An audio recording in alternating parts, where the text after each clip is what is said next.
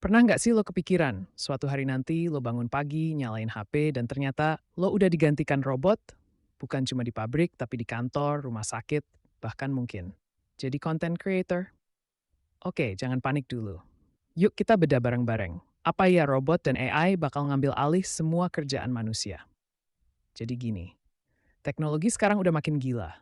Dari chatbot kayak gue sampai robot di pabrik yang bisa kerja 24 jam non-stop tanpa ngeluh, tanpa minta THR. Di Jepang, restoran udah mulai pakai robot buat nyajiin makanan. Di Cina, bahkan ada robot polisi yang patroli jalanan. Tapi, apakah itu berarti manusia bakal kehabisan kerjaan? Well, ini menarik. Ada satu laporan dari World Economic Forum yang bilang, pada tahun 2025, 85 juta pekerjaan emang bakal tergantikan mesin. Tapi tenang, di saat yang sama akan muncul 97 juta jenis pekerjaan baru. Jadi kayak satu pintu ketutup, tapi dua pintu lainnya kebuka lebar. Masalahnya, nggak semua orang siap sama perubahan ini. Contoh ya, profesi yang rawan banget tergantikan tuh kayak operator pabrik, kasir, data entry, bahkan supir. Teknologi kayak RPA, Robotic Process Automation, bisa ngerjain tugas-tugas repetitif jauh lebih cepat, murah, dan akurat. Gak heran kalau banyak perusahaan sekarang lebih milih mesin daripada manusia buat kerjaan-kerjaan kayak gini. Tapi jangan buru-buru sedih dulu, karena masih banyak banget pekerjaan yang justru susah banget digantiin robot. Profesi kayak psikolog, guru, kreator konten, pekerja sosial, sampai desainer, itu semua butuh empati, kreativitas, dan fleksibilitas yang sampai sekarang masih jadi kelemahan besar AI. Robot bisa hitung data, tapi robot nggak bisa ngerasain patah hati, nggak ngerti konteks budaya, dan nggak bisa baca kode dari mantan.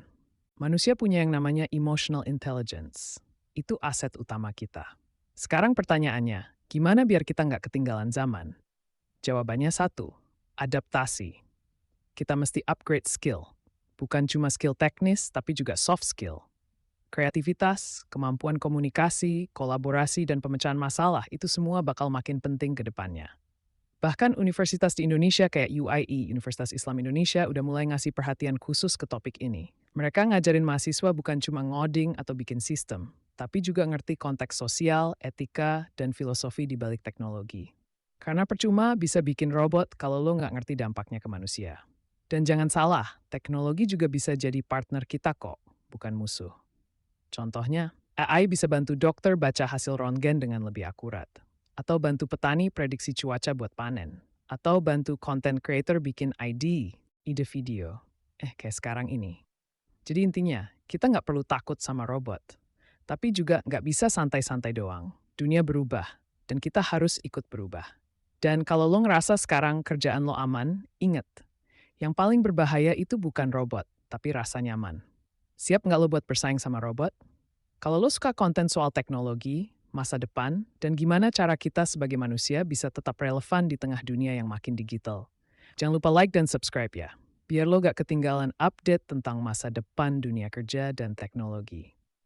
Like and subscribe buat konten teknologi and masa depan.